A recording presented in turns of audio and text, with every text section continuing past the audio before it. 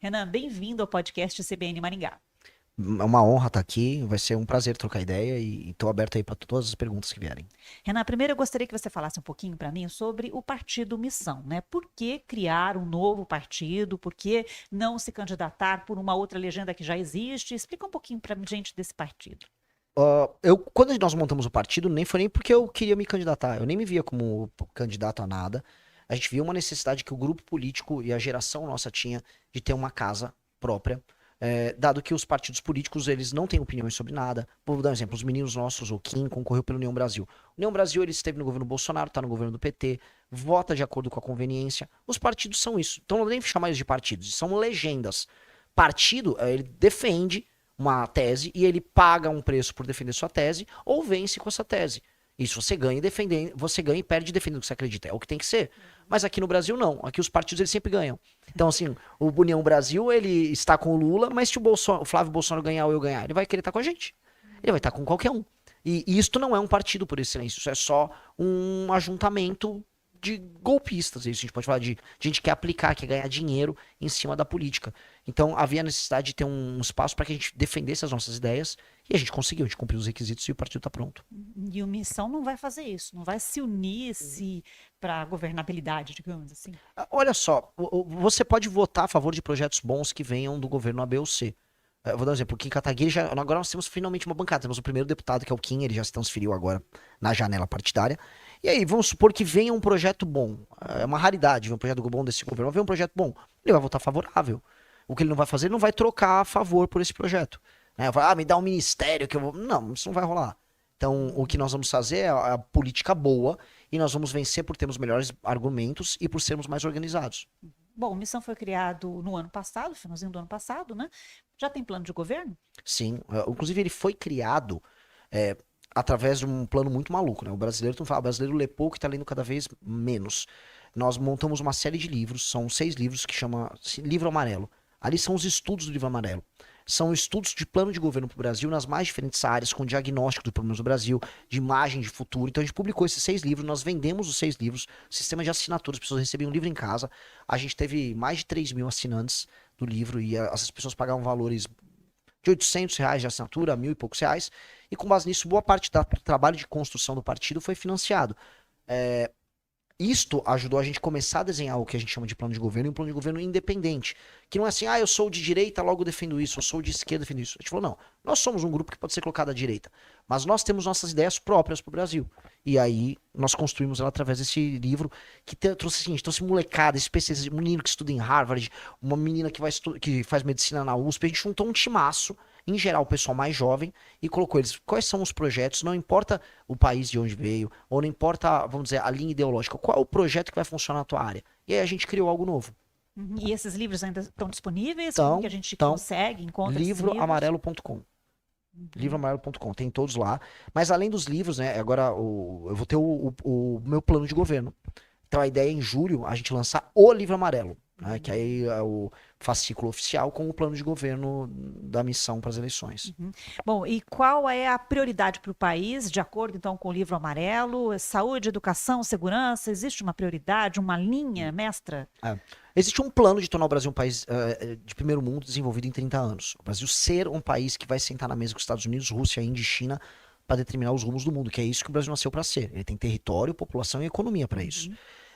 Mas aí nós temos as necessidades mais prementes. O que é urgente? Uma coisa é onde a gente vai chegar, outra o que é urgente no momento. O que é urgente no momento é a questão de segurança pública. A gente tem 23 milhões de brasileiros vivendo sob o comando do crime organizado. A gente tem um número de roubos e furtos, especialmente o famoso roubo de celular, a mão armada, que é alarmante e assustador no mundo todo. A gente tem um número de homicídios muito alto, que quando você soma o número de desaparecidos que são oriundos de homicídios, mas que entra na estatística de desaparecido, é assustador. Né? Sem contar os desaparecimentos, a gente está falando de 22 homicídios a cada 100 mil habitantes. Na Ucrânia, em guerra, é 4 a 5. Então, naturalmente, sim, o Brasil está em um estado de guerra, um estado de calamidade que o Brasil vive. Isso precisa ser resolvido. A questão fiscal, ou seja, o orçamento do governo está muito caro, por isso o governo cobra muito imposto. Isso também precisa ser resolvido. Outra coisa que a gente precisa dar um tapa e resolver urgentemente é a parte de infraestrutura, leis trabalhistas, desigualdades regionais e resolver um problema que é político, que é porque as cidades brasileiras, na maior parte, não servem para nada, vivem de receber dinheiro do governo federal e não entregam o desenvolvimento para as pessoas. E como resolver isso sabendo que os políticos de lá são os nossos maiores inimigos? resolver esses problemas que eu coloquei, e mais outros, como, por exemplo, desfavelizar o Brasil totalmente em 10 anos, são os planos que a gente tem para tornar o Brasil um país sério. O que dá para fazer em 4 anos? Com certeza destruir o crime organizado, eliminar, fazer a taxa de homicídios por 100 mil habitantes cair para menos de 5 homicídios a cada 100 mil habitantes. Com certeza dá pra gente fazer uma reforma fiscal que vai fazer com que os juros baixem, o dinheiro fique barato, as pessoas investam mais, e você consegue diminuir também a tributação, ou seja, diminuir as alíquotas de impostos para as pessoas, especialmente sobre produtos e serviços, que é uma coisa que realmente come o salário da galera. Realmente dá pra melhorar muito o atendimento do SUS, colocando prontuário único e colocando inteligência artificial e o famoso machine learning, ou seja, inteligência artificial vai pegar o prontuário único das pessoas, vai pegar os padrões e falar, ó, essa pessoa vai desenvolver diabetes. Ó, essa pessoa, ela tá tendo um comportamento de risco, ou não, isso aqui que ela tem, na verdade é indício que ela vai ter um câncer daqui a 5 anos. Então vamos fazer um trabalho preventivo? Ou se muitas pessoas estão tendo câncer nessa região por algum motivo, às vezes uma contaminação, vamos direcionar médicos especializados para esse local, ou seja, usar a inteligência artificial em escala, nossa, isso vai ser uma revolução. Então isso são coisas que já dá pra fazer, não é nem nos 4 anos, em 2 anos isso tá feito. A reforma fiscal não depende também da reforma administrativa? Mais ou menos, você consegue ter um pacote fiscal, que inclusive a gente protocolou como PEC, que resolve especialmente esse problema de entrada e saída de dinheiro do governo. A reforma administrativa, que a gente está falando, quando eu chamo de reforma administrativa, é a reforma da administração do Estado brasileiro. Sistema de incentivos. Público. Não, esse está incluso, inclusive, na PEC fiscal nossa, uma parte dele. Especialmente na parte que incide sobre privilégios do funcionalismo. Porque o super salário, uma privilégio. guerra difícil, hein? Mas vai ter que ser endereçada. Não dá para fugir sempre desse tema. Esse assunto vai precisar ser tocado. A gente tem juízes que ganham 100, 250 mil reais. Os números são assustadores e é generalizado em todos os estados da federação. Eles têm um lobby gigantesco. Os políticos têm medo de mexer, porque os políticos são, em geral, corruptos. Né? O penduricalho é assustador. E teve até uma desembargadora carioca que foi aposentada, novíssima, mas já aposentada, foi lá debater com o Dino. Não, mas vamos chamar isso de penduricalho, isso é um absurdo. O juiz paga até o próprio cafezinho ali, né? O que chama de penduricalho é uma indenização. Toma banho, assim, a raiva que dá, a raiva, eu não posso descrever. Né? A pessoa tinha 200 mil reais no mês a título de indenização. Isso é mentira, a pessoa não pode receber isso. Bom, então a gente está falando aí de reforma fiscal, reforma administrativa, isso tudo tem a ver com o custo Brasil que é muito alto, né? Muito pesado. Sim, isso incide na falta de segurança jurídica, isso incide no Estado ter que cobrar impostos altos para as pessoas, porque ele vai ter que pagar essa farra toda. Isso significa que também o dinheiro vai ser caro, porque como ele gasta muito, ele fica com fama de perdulário, ou seja, que alguém que não paga, e se você não tem fama de bom pagador, os juros vai ser alto para você. Então o nosso juros é alto também por conta disso.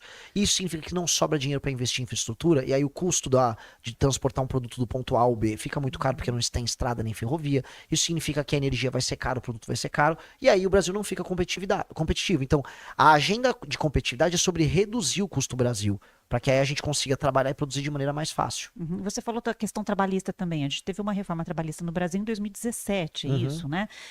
Você acha que precisa mudar ainda muita coisa? Muito. Na verdade, a gente precisa definitivamente liberar a relação trabalhista entre adultos. Uma pessoa que quer vender seu tempo de trabalho e uma pessoa que quer contratar, elas têm que ter a maior liberdade possível para fazer isso. E isso não é uma opinião minha, não é um gosto meu. Isso é o que o Vietnã fez, China fez, a Coreia do Sul fez, a Índia está fazendo. Todos os países têm leis trabalhistas muito mais liberais do que a nossa. E eles crescem 5 a 6% ao ano e a gente não cresce nada.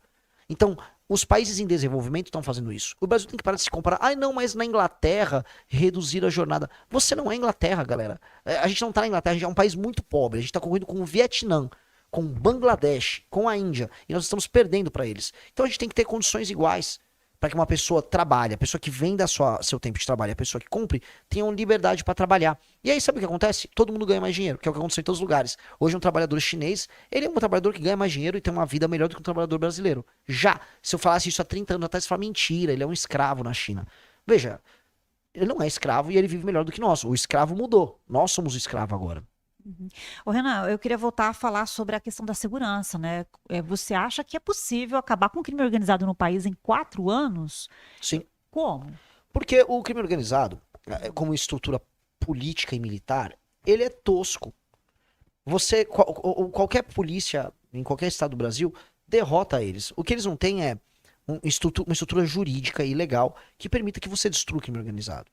Então, o que a gente tem que fazer? Tem que mudar as leis penais, ou seja, tem que aumentar as penas como um todo. Tem que mudar o código de processo penal e a famosa lei de execuções penais para acabar com a saidinha, para que o processo de colocar uma pessoa na cadeia seja bem mais rápido, bem mais sério. Isso tem que ser alterado. Paralelamente, você tem que colocar o Brasil num estado de defesa, tá? E especialmente as regiões controladas pelo tráfico. Que aí você vai com a polícia e com as forças armadas, você coloca as forças armadas de maneira auxiliar, mas as polícias para fazer a invasão, você vai entrar naqueles lugares, você vai recuperar as áreas controladas pelo tráfico, você vai prender e em combate você eventualmente vai eliminar as lideranças do tráfico. E se eles forem constituir uma nova facção depois de você destruir eles e ocupar aquele território, eles vão entrar numa lei de terrorismo que coloca o crime organizado igual como uma organização terrorista, e para eles existe o que a gente chama de direito penal do inimigo, que é basicamente a lei ser muito rápida e muito dura contra um criminoso dessa natureza. Com base nisso, aí não haverá meios para o cara constituir novamente uma facção, porque você vai ter muita lei e ordem. E aí entra um outro elemento. Ah, mas se um menino for cometer um crime novamente, porque sempre tem a força de reposição. Esses lugares que são ocupados hoje pelo crime organizado, eles têm que ser ocupados pelo Estado. Então eu sempre falo, prendeu, matou contra o crime, mas depois tem o que a gente chama de bandeira, quartel, escola. Primeira bandeira, recupera o território. Depois o quartel, forças militares presentes naquele lugar para o crime não se estabelecer. E escola por último. Por quê? Porque você tem que chegar... Quem é que comete o crime violento no Brasil? Todo mundo sabe, a estatística é muito simples. Meninos, pobres, com famílias desestruturadas sem presença paterna. A ausência de presença masculina é um dos maiores elementos constitutivos de um jovem que comete um crime. Ele não tem exemplo, ele não tem limite, ele não tem a estruturação. Então, nós precisamos de uma escola firme, com forte presença masculina, que vai estar próximo desses meninos problemáticos e vai ajudar eles a desenvolverem autoestima, a entenderem que existe exemplo e limite. E ali, na base, você evita que esse garoto seja cooptado pelo crime, que é o que acontece. Hoje, nesse instante, existem dezenas de milhares de meninos que estão em alguma escola espalhados pelo Brasil, e esses meninos estão ouvindo uma música que joga ele pro crime, com um amigo que trabalha com o crime, com alguém propondo para ele trabalhar pro crime. Nós temos que salvar esse cara.